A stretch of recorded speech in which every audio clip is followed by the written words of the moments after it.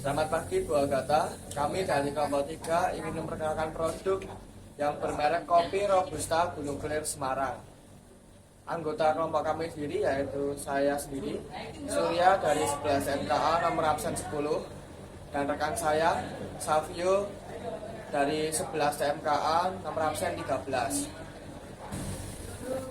Menikmati panorama objek wisata rawa pening di Kabupaten Semarang, Jawa Tengah tentu bisa dari mana saja. Salah satu dari lokasi kami, puncak Gunung Kelir di Gunung Kertas, Desa Brogol, Kecamatan Jambu, Kabupaten Semarang.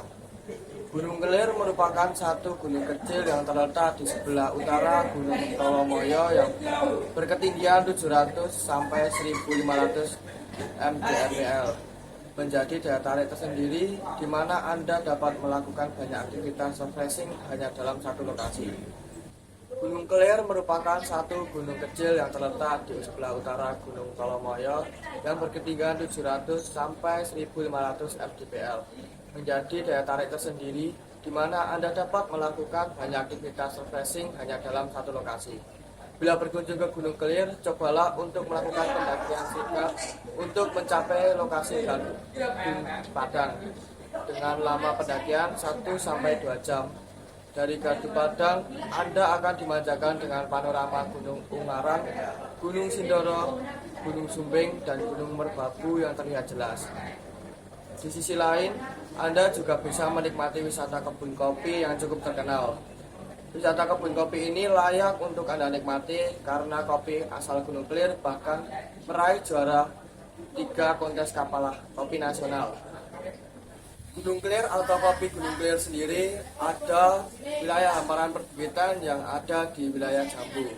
Munculnya kopi Robusta Gunung Kelir kalau melihat ke sejarah sudah ada sejak zaman Belanda. Hal ini dibuktikan dengan adanya stasiun di Bedono yang digunakan sebagai jalur distribusi sejak zaman Belanda.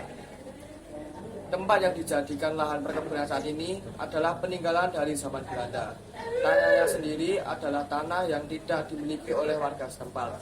Kepemilikannya sudah dialihkan ke PJKA. Mengapa muncul gagasan dengan bahasan kopi Gunung Kelir? Karena sebagai warga yang ada di hamparan ini, awalnya bergerak sebagai petani pangan dan tanaman kopi hanya untuk sampingan. Tapi seiring waktu berjalan, masyarakat menyadari bahwa kopi kalau dimaksimalkan itu bisa menjanjikan dan menghidupi. Seiring dengan masyarakat didampingi dinas terkait di mana masyarakat terus dibimbing dan dilatih tentang bagaimana berbudidaya dengan maksimal. Dari situ kami memunculkan dengan wacana kopi Gunung Kelir.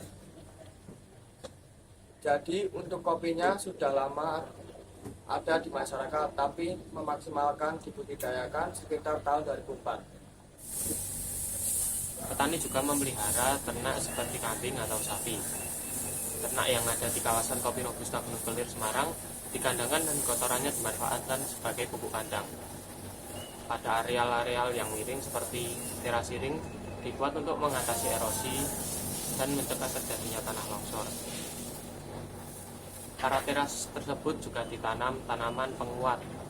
Pasca panen dilakukan dengan cara yang sangat berhati-hati dan secara manual, yaitu mematikan dengan tangan. Tujuannya adalah untuk mendapatkan minimal 95% merah dan sisanya 5% bercampur buah hijau, kuning, hitam, buah kering, dan yang lainnya. Yang pada proses berikutnya dilakukan untuk mendapatkan 100% buah merah, sehat dan segar. Pemetikan gelondong yang belum merah sedapat mungkin harus dihindari, karena selain ada merugikan cita rasa kopi yang dihasilkan, juga merugikan petani karena hilangnya potensi produksi buah masak. Pengolahan kopi Robusta Gunung Kelir Semarang yang masuk dalam persyaratan dilakukan dengan menggunakan 4 teknik pengolahan, yaitu menggunakan teknik pengolahan kopi kering natural, pengolahan basah, pengolahan kopi madu, pengolahan pecah kulit. Pengolahan kopi kering teknik dilakukan menggunakan kopi natural diawali dengan langkah sortasi, pematangan buah yang dilakukan secara manual untuk kopi natural. harus menggunakan buah kopi merah sehat dan segar minimal 95%. Selanjutnya dilakukan sortasi manual dengan memisahkan buah kopi merah dan buah kopi hijau atau buah kering. Selanjutnya dilakukan perambangan buah kopi buah mengapung dan dipisahkan. Jemur kopi sampai mencapai kadar air 12%, kurang lebih waktunya 3-4 minggu. Selanjutnya biji kopi dicuci dan ditiriskan. Biji kopi HS basah yang sudah ditiriskan selanjutnya dijemur atau dikeringkan dengan menggunakan sinar matahari atau pengering buatan bila tidak terdapat sinar matahari. Penjemuran dilakukan dengan menggunakan lantai semen, alas terpal, atau para-para. Biji kopi dihampar setebal 5-7 cm. Dilakukan pembalikan setiap 1-2 jam. Hindari menginjak kopi saat penjemuran dan pembalikan. Tempat penjemuran harus jauh dari tempat sampah, kandang ternak, atau sumber kontaminasi lainnya. Dan juga hindari mencampur biji kopi HS yang sudah kering dengan biji kopi HS yang masih basah. Pada malam hari atau hujan, tutup jemuran kopi HS dengan terpal agar terhindar dari percikan air hujan atau embun. Jemur kopi HS sampai kadar air 12%. Pemeriksaan kadar air dilakukan dengan menggunakan alat ukur kadar air untuk mengukur kadar air. Dilakukan biji kopi HS terlebih dahulu.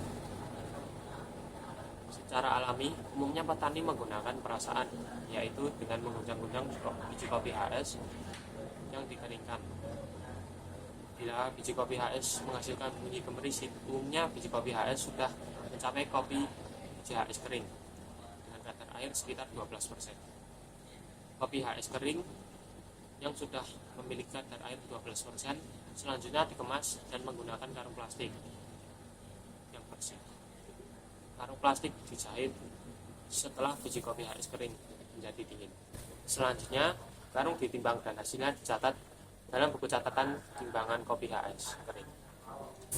Karung yang telah ditimbang disimpan dalam gudang yang bersih, kering, dan baik, bebas dari binatang dan tanda-tanda berbau tajam seperti benda-benda tajam lainnya, dengan diberi alas dan diberi jarak dengan dinding gudang. Dengan begitu, biji kopi tersebut bisa dijual ke khalayak.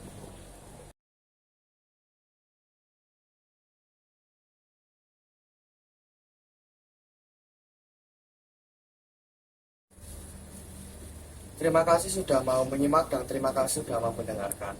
Sekian dari kami, terima kasih.